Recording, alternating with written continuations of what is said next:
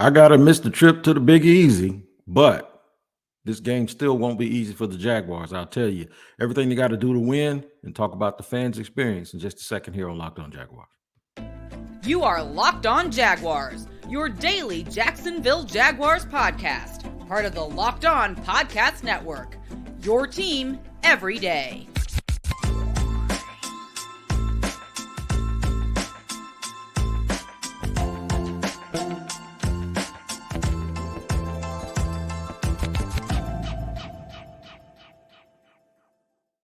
What up, good people? Welcome to another edition of the Locked On Jaguars podcast. I'm the host of said podcast, Tony Wiggins, and here we like to say it's your team every day, and we also thank you for making us your first listen. A quick reminder, we are free to subscribe to on our YouTube page. Just make sure you go to YouTube, hit the like button, hit the bell, hit the subscription. The bell, make sure that you get a notification every time we drop an episode. And then wherever you listen to your podcast, on audio platforms, make sure that you check back into that spot every single day to make sure you don't miss an episode. Download the Gametime app, create an account, and use the code LOCKEDONNFL for $20 off. $20 off your first purchase. Last minute tickets, lowest price, guaranteed. Shout out to the everydayers for tuning in to the show every day. And you could be an everydayer too if you do the same thing. Talk about this short week and this trip to the Big Easy. So I'm going to break it down for you real quick, and then we'll get back to the top. A short week for the Jags, played Sunday, turned right around, travel out likely Wednesday to head to the Big Easy. They're a little bit banged up. We'll talk about that. We'll talk about whether or not Trevor will be able to go into the Big Easy. Press Taylor spoke to the media and said that they're going to run their offense, whether it's Trevor Lawrence or C.J. Beathard. Of course, we're not going to be naive and think that there's no difference between the two, because obviously there is. And then why stopping Alvin Kamara is a really, really big deal. And it's one of those things that you have to prioritize early on. And a lot of people making the comparison between Kamara and Travis Etienne. Similar, not quite apples to apples, but similar. But let's get back to the short week and the trip to NOLA. This was the trip that I had planned on taking. I was actually going to take probably multiple trips, but this was the one that I really, really was looking forward to for a number of reasons. One, it always gives me a chance to go hang out with the wifey and take a nice trip. It was going to be my first time as a visiting member of the credentialed media. I was going to get to hang out with Ross Jackson, who is locked on New Orleans Saints, and he's also our NFL manager. So he was going to get a nice dose of me getting on his nerves in person as opposed to calling him all the time. And then I just thought it'd be a wonderful, wonderful experience because, believe it or not, I've been a lot of places. I've been in a lot of countries. I've lived in another country. I've never been to New Orleans. I'm going to surprise y'all. I have never been to Los Angeles. Surprise you again. I have never been to New York City. All of these places and things that I've done, I haven't been to those three places. The closest thing I've done in New York is I was in Newark, and this was in 1990. No, it was 1989. I was at the airport. And I'll never forget that day because I ran into Rick Barry and also sat on the Newark runway, and I looked over across the Hudson and I saw the Twin Towers that obviously we lost September 11, 2001. But I'll never forget those days. But I was supposed to go to New York for my 50th birthday, and it never happened for a number of reasons. So there's always these places that I wanted to go, but I just said, they ain't going nowhere. I'll get there. It's kind of cliche. I always thought it was cliche to go to New York and go to Times Square. I always thought it was cliche to go to Los Angeles and see the sign on Hollywood and go visit Beverly Hills. And I always thought it was cliche to go to Bourbon Street. Well, I was going to be Mr. Cliche and go to Bourbon Street, but obviously you guys know I had a hip replacement and I'm not quite ready to do that yet. I mean, I could just get gangster with it and take my walker and my cane and go up and down the street and try my little second line, but I don't think that's going to turn out well. I do know that there's a contingent of Jaguar fans that are going to the game this weekend or this week. they're making a nice little trip of it. There might be people headed that way right now. Shout out to the Bowl City Brigade and everyone else for putting that together. They make sure you tap in with Cap and Dilla and everyone else if you're going to New Orleans to find out exactly where those guys are going to be. I don't know if it's a cover or whatever, but pay it. What are you talking about? Just pay the few dollars and hang out with your friends, man, and buy some merch and just get the whole experience of what it's like to travel on the road with the Jags and some of their great fans. So I won't be there. Somebody got to go by Dragos or Dragos or however they say it and eat some of those char grilled oysters for me. I will not be able to do it, but make no mistake about it, I will make up for it. The biggest thing that you guys are worried about, though, is how's this game going to go because of that short week? The Saints are having a short week, too. I just want to put that out there. So it's all relative, right? When you play a team that played Sunday just like you and both of y'all are playing Thursday, that is not an advantage for that team. It's only an advantage if that team didn't play the same day you did. So everybody's playing on 5 days rest. And then, it'll be a negative this week, but it'll be a positive next week because next week the Jags will be playing on even more rest than that. If they were, let me look at that schedule real quick. I got to see what that schedule says because I want to make sure I say this correctly. Yeah, 10-19. Yeah, see, they got a 10-day rest between playing the Eagles and then the Eagles, the Steelers, and they go to Pittsburgh after they go to New Orleans. So they won't be back here, and then they have a bye. So they won't be back here to November 12th when they play the San Francisco 49ers. So we hope this is the beginning of a 2-game road winning streak with New Orleans first and then Pittsburgh, and then get a bye and start getting guys really, really healthy and have that entire time to really focus on the 49ers. So just basically between the 19th and the 12th, it's 23 days and they only play twice. All right. So you want a good lasting impression, especially before they go up to Pittsburgh, because I think it's a little bit of a trap game because folks have somehow had the standard of the Pittsburgh Steelers so high that they just think that the Steelers are in this like massive slump, and the record indicates that they aren't. And they'll sneak up and beat you. So, and they'll sneak up and bite you. So the key for them is managing the short week, understanding that this short week will lead to a lot of rest, a lot of relaxation, a lot of guys getting healthier. The main thing, or the main person that everyone wants to discuss and talk about, obviously, is Trevor Lawrence. Okay, so enough about the trip, enough about the logistics, enough about my wishes wanting to be there and eating my char grilled oysters that I won't be able to get, or going to get one of those infamous po' boys. What we want to make sure of is that the lead dog QB1 is healthy, right? We'll talk about if he isn't healthy, talk about if he is. They are not the same. But mainly the thing that we're going to do is just talk about in segment 2, we'll talk about Trevor, where he is, why I think he'll play, and why I believe it's really, really important that even if he does play, that they find a way to win this game the way that they've done since the beginning of the season, in a little bit of an unorthodox way. And I'll tell you what that means in just a second here on Locked On Jaguars. But first, I have to let you know about the Gametime app and where to go if you don't have the app, and that is gametime.co. It's gametime.co. Have you ever wanted tickets to any event, whether it's sports, theater, boxing, concerts, but you procrastinated a little bit and you didn't have time to do the research that you need? Well, guess what? There's somebody that will make your lack of preparation their priority, and that is Gametime. Gametime allows you to get last-minute seats. You can buy tickets in seconds with just 2 taps.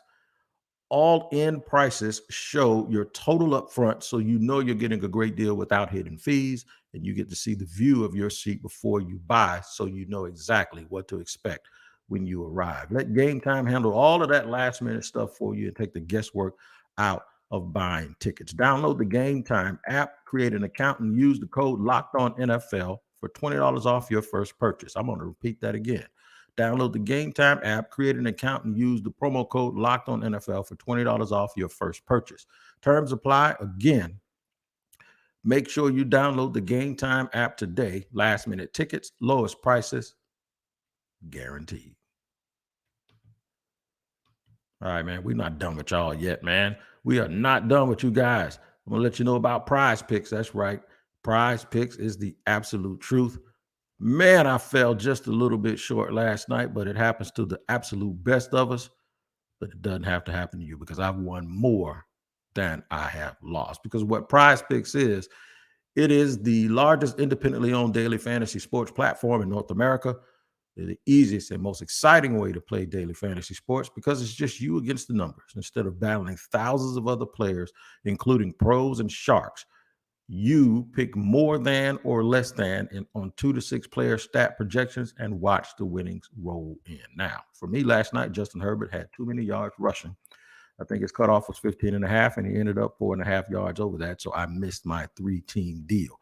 But you'll have more chances to win when you go to prizepicks.com and use the promo code LOCKEDONNFL. So you want to go to prizepicks.com/LOCKEDONNFL, all lower caps, and use the code LOCKEDONNFL for a first deposit match up to $100. I'll say it again. Go to prizepicks.com/LOCKEDONNFL in all lowercase and use the code in lowercase LOCKEDONNFL for a free deposit match up to $100. Check out PrizePicks 2 to 6. All you need is 2 to 6 player projection stats to get them right, and you can win some money. All right, man, we're running it down here on Locked On Jaguars, talking about the trip to the Big Easy. Hopefully this trip won't be easy for Saints fans. We do have that crossover show coming up later on in the week with Ross Jackson. I'm also building a show where we do a little bit of a Jaguars roundtable. Just to give you a heads up, it'll be next week as we head either to Pittsburgh week or the week after that with a couple of my favorite members of the Jaguars media. We've already talked about and discussed it. We're going to get together and have some fun with you. Everybody's just kind of scrambling around right now because of this short week. But the key is will Trevor Lawrence be healthy? Now, there's one thing for Press Taylor to say in the press conference that they're going to run the same offense, that CJ Beathard can run the offense. They don't have to change anything.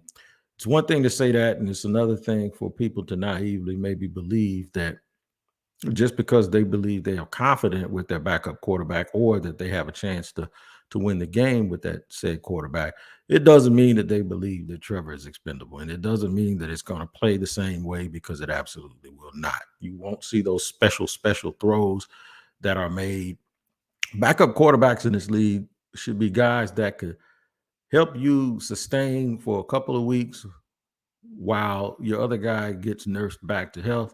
They are not meant to be permanent fixtures that'll get a team to the playoffs and the Super Bowl. That has happened a couple of times in the past, but it was really just an anomaly, and it's just sort of like a lucky freak of nature, right? When it happened, the couple of times it happened, the guys had been longtime backup quarterbacks in the same system for the same team, like Jeff Hostetler, and it was Doug Williams with Washington. Hostetler, of course, did it with the Giants. But the bottom line is those were still starting caliber players. We're not confusing CJ Beathard with any of those guys, but it is good to know that they could go ahead and run their same offense and do things the way they want to do it, and at least be competitive with him in the game. That being said, I fully expect Trevor Lawrence to play. It's too early in the season that if he can go, that you don't let him go. You don't want to put him in harm's risk. I know there's some questions about the turf. If he has a knee, why would you play him on turf, on artificial turf? And that's what's inside of the Superdome in New Orleans. The thing is, though, I think you can't play scared like that. Either he's healthy enough to go or he's not. And if this was a game where you're playing against a team that was 0-6 and didn't have much of a chance to beat you, I could understand and maybe see the Jaguars being precautionary and holding them back.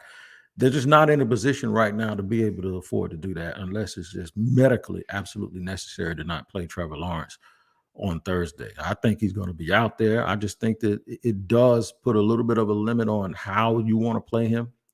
Some of the design runs, some of the rollouts. By the way, Doug Peterson didn't apologize for the play that Trevor got hurt on the rollout. He just rolled out and he got caught. And it's football. It happens, right? But in this business, everybody's always kind of looking for somebody to blame for something, right? Well, this ain't it. I did not think about that play call or that selection one iota when I saw Trevor struggling to get up off the ground. He walked fine leaving the arena. He had an MRI. I don't believe those results have come out yet prior to me recording this, but we haven't heard anything that that it's not anything above just being sprained or just banged up, which happens in football. This is what it comes. This is what it is, and this is what it comes down to. Can the Jaguars win without him? Yes. Do I want them to try to win without him? No. I want Trevor Lawrence out there. I just want it to be a situation where he kind of gets the ball out of his hand quickly, doesn't put himself in harm's way. Uh, he's not one of those quarterbacks that if you take the legs from him, you weaken him. You take the ability to run from him, and it doesn't give him that little extra that he's naturally birthed with and born with. He has the little extra.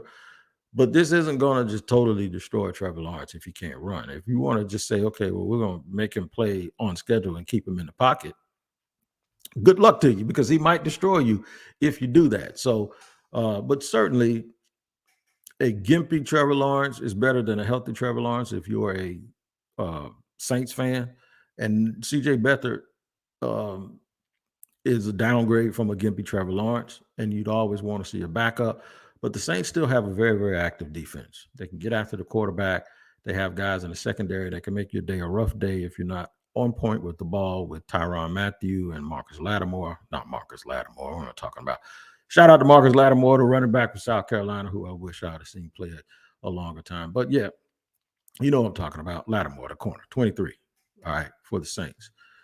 But I do believe that you could get to Derek Carr. And I think the key for the Jaguars is, once again, I know we're putting a lot on their back and a lot on their plate, but can that defense do what they continue to do? And that is to be really, really active, causing turnovers, getting after people, tackling. That they will be without Tyson Campbell, so that's going to be a little bit of a hiccup. And of course, Walker Little won't be playing. I don't think. They say he's day to day. Maybe he'll play, maybe he won't. I think the Jaguars need to run the football. I think by the very nature of this game, it's going to be close. It's going to be close. And it's going to depend on the team that protects the football the most, the team that executes in the kicking game, and who has those guys that's going to step up and be able to help Trevor Lawrence and the crew get through this short week. Like I said, the short week hurt them this week, not only because it's a short week and obviously you don't have as much time to prepare, but you also don't have as much time to get healthy from being banged up. Whereas they would have all the way until Saturday to be making decisions on people. They have to now make those decisions on Thursday morning. And, that might be pushing a little bit. So we'll see. But I think Trevor Lawrence will be fine. I think he's going to play. And I think the Jags will come up with a game plan that will absolutely make sure he stays safe and out of harm's way. I'm going to make sure you stay safe and out of harm's way by telling you what to look forward to, especially stopping a guy like Alvin Kamara. How do they do it? Well, I'd look at my own film and I'd say, that's how you do it. I'll tell you what I mean by that in just a second. Here on Locked On Jaguars, after I let you know about LinkedIn Talent Solutions. LinkedIn Talent Solutions is off the chain. And these days, every new potential hire can feel like a high-stakes wager for your small business. You want to be 100% certain that you have access to the best qualified candidates available, and that's why you have to check out LinkedIn Jobs. LinkedIn Jobs helps you find the right people for your team faster and for free. I actually staffed 2 barbershops by using LinkedIn. And the reason why I was so successful is because it targeted people that I was absolutely looking for. And they came in as really good candidates right away. So LinkedIn Jobs helps you find the qualified candidates you want to talk to and do it faster. Post your job for free at linkedin.com/lockedonnfl. That's linkedin.com/lockedonnfl to post your job for free. Terms and conditions apply.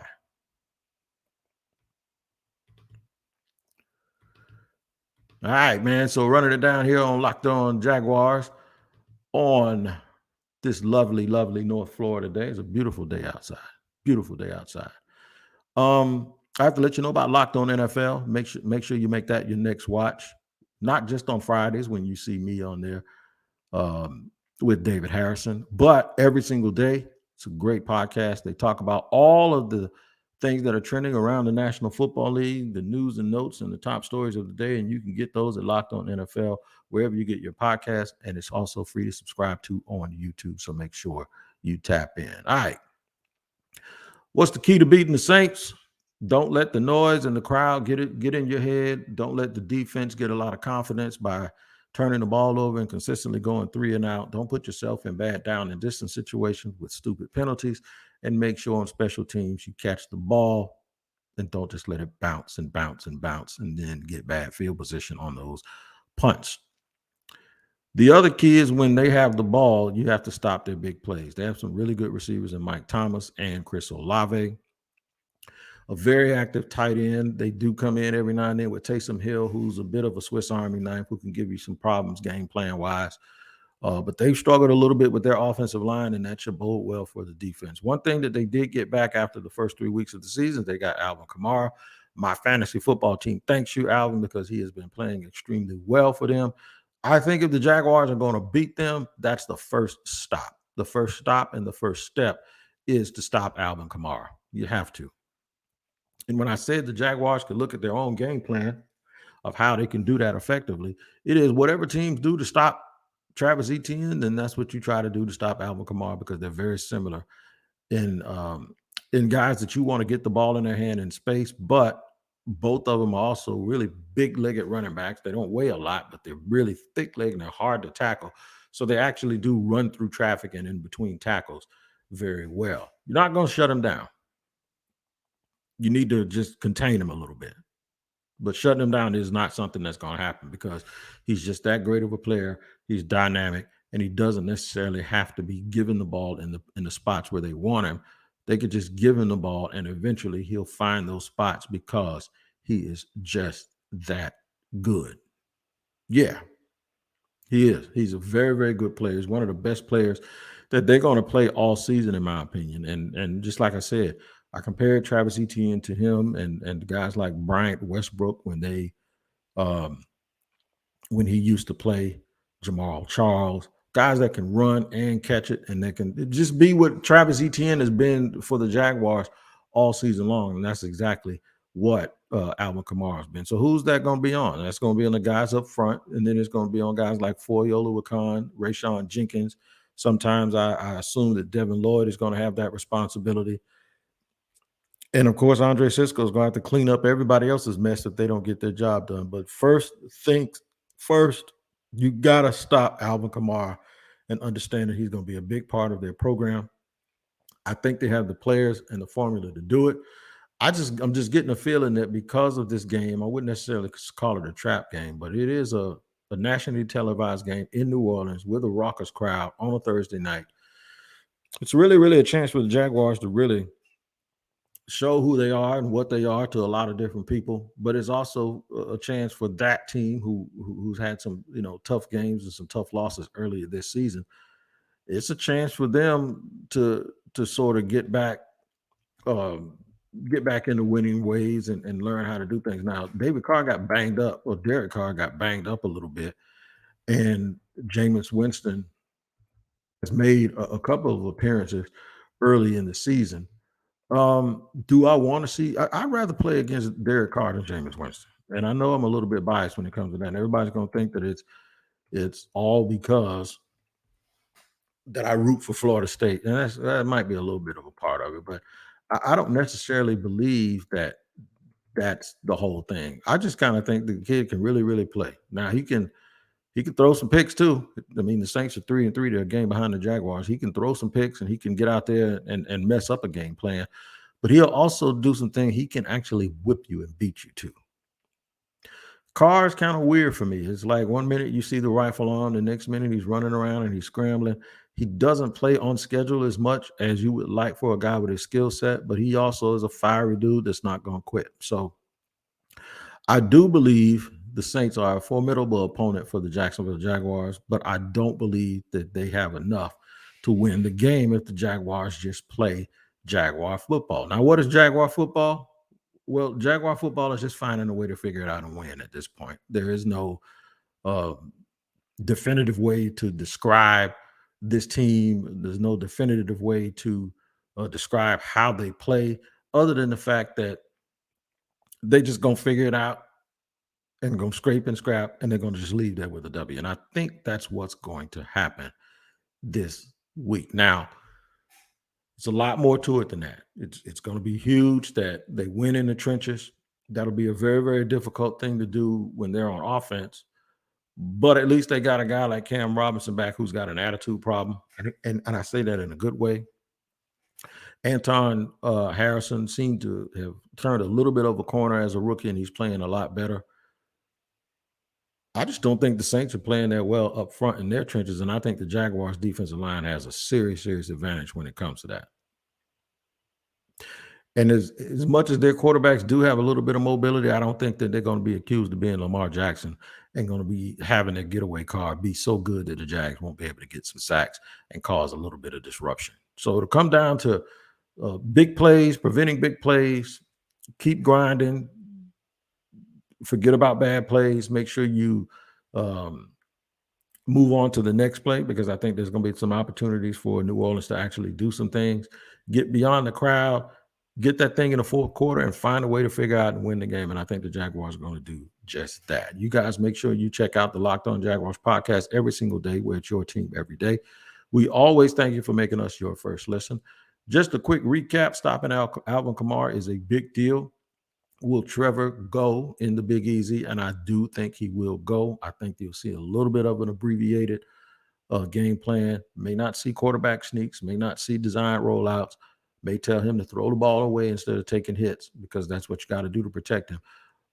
And the short week for preparation. One good thing about this short week is the Jaguars have a 2-game winning streak. So there's a lot of momentum on their side, and their defense is playing really, really well. Remember, another edition tomorrow, crossover edition on Thursday, and then Thursday night we'll have a postcast, and then Friday give you a recap as we head into the weekend. So with that being said, until the next time, you guys take care of each other here on the Locked On Jaguars podcast. We're glad to have you every single day, and we'll see you the next time here on Locked On Jaguars.